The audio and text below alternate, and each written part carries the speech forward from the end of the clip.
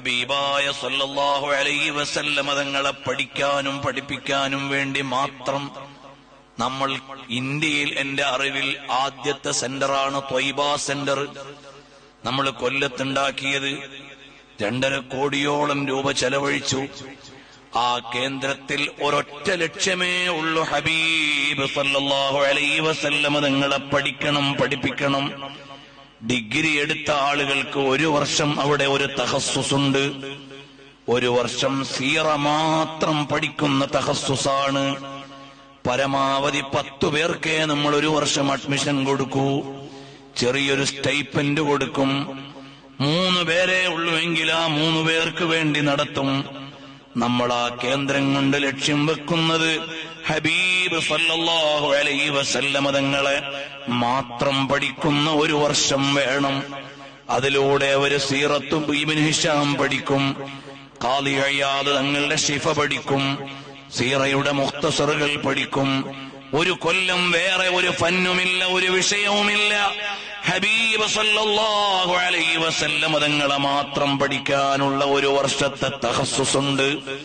കഴിയുന്ന മുതഅല്ലിമുകൾ നിങ്ങളുടെ ഡിഗ്രി പഠനത്തിനു ശേഷം അവിടെ വന്നു നിന്ന് പഠിക്കണം. അല്ലാഹുവിന്റെ ഹബീബ് സല്ലല്ലാഹു അലൈഹി വസല്ലമ തങ്ങളെ അറിയാൻ കഴിഞ്ഞ 2-3 കൊല്ലം മുമ്പ് കേന്ദ്ര ഗവൺമെന്റിന്റെ ഒരു പ്രതിനിധി നബി സല്ലല്ലാഹു അലൈഹി വസല്ലമ തങ്ങളെ ആക്ഷേപിച്ചു. അതിന്റെ തൊട്ട ആഴ്ച മുതൽ നമ്മൾ സോഷ്യൽ മീഡിയയിൽ നബി സല്ലല്ലാഹു അലൈഹി വസല്ലമ തങ്ങളെ കുറിച്ച് എഴുതാൻ തുടങ്ങി. ഇന്ന് 957 ദിവസമായി. അൽഹംദുലില്ലാഹ്. 1000-ഉം കടന്നു പോകണമെന്ന് ആഗ്രഹമുണ്ട്. അല്ലാഹു ആയുസ്സും അവസരവും തൗഫീഖും നൽകട്ടെ. പ്രിയമുള്ളവരെ, അത് മലയാളത്തിലും ഇംഗ്ലീഷിലും 4-ഉം 3-ഉം വാള്യങ്ങൾ ഗ്രന്ഥങ്ങൾ ഇറങ്ങിയിട്ടുണ്ട്. നിങ്ങളൊക്കെ അത് വാങ്ങിയിട്ട് വായിക്കണം. അത് ഞാൻ എഴുതിയെന്ന ഒരു പ്രസക്തിയും അതിലില്ല. കാരണം എന്റെ വകയായി ഒന്നും അതിലില്ല. ഇമാമുകൾ എഴുതിയത് പകർത്തിയിട്ടേ ഉള്ളൂ. അത് വായിക്കുമ്പോഴല്ലേ അത്ഭുതം വരുന്നത്.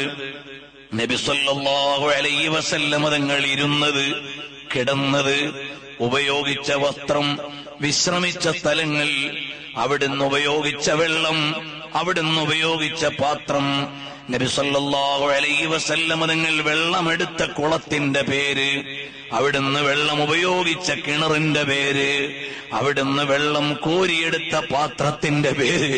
ഇങ്ങനെ ലോകത്തൊരു നേതാവിനെയും ഇതുപോലെ ആരും അടയാളപ്പെടുത്തിയിട്ടില്ല. വേറെ ഒരു നേതാവിനെ കുറിച്ചും ഇതുപോലെ വായിക്കാനില്ല.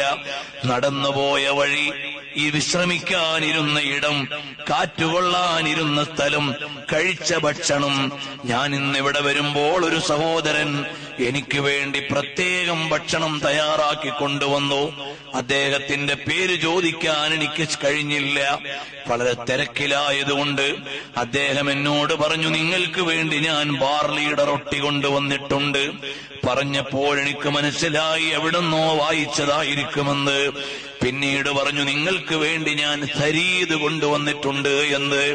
അതും സീറയിൽ എന്റെ പുണ്യനബി സല്ലല്ലാഹു അലൈഹി വസല്ലമ തങ്ങൾ ഉണ്ടാക്കി കഴിച്ച ഭക്ഷണമാണല്ലോ.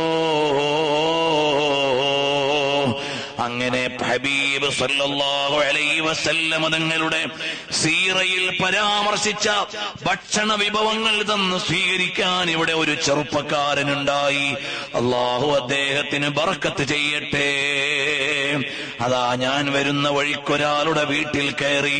അപ്പോൾ ഞങ്ങൾക്ക് വേണ്ടി ഒരുക്കി വെച്ചപ്പോൾ പറഞ്ഞു, ഇത് ചരങ്ങ കൊണ്ടുണ്ടാക്കിയ പായസമാണ്. അനസ് ബിൻ മാലിക് തങ്ങൾ മുത്തുനബി തങ്ങൾക്ക് ചരങ്ങാ കഷ്ണങ്ങൾ തെരഞ്ഞെടുത്തു വെച്ചു കൊടുത്തത് വായിച്ചത് കൊണ്ടായിരിക്കണം. അത് എന്തിനാണ് ഞാൻ ഇതൊക്കെ പറഞ്ഞത്? 1400 കൊല്ലങ്ങൾക്ക് മുമ്പ് ലോകത്ത് ജീവിച്ച പുണ്യനബിയുടെ വിഭവത്തളികയിലെ വിഭവങ്ങളെ ആദരവോടെ പകർന്നു കൊടുക്കുന്നത് പോലെ ലോകത്തൊരാളും സ്നേഹിക്കപ്പെടുന്നില്ല, ലോകത്തൊരാളും പകർത്തപ്പെടുന്നില്ല.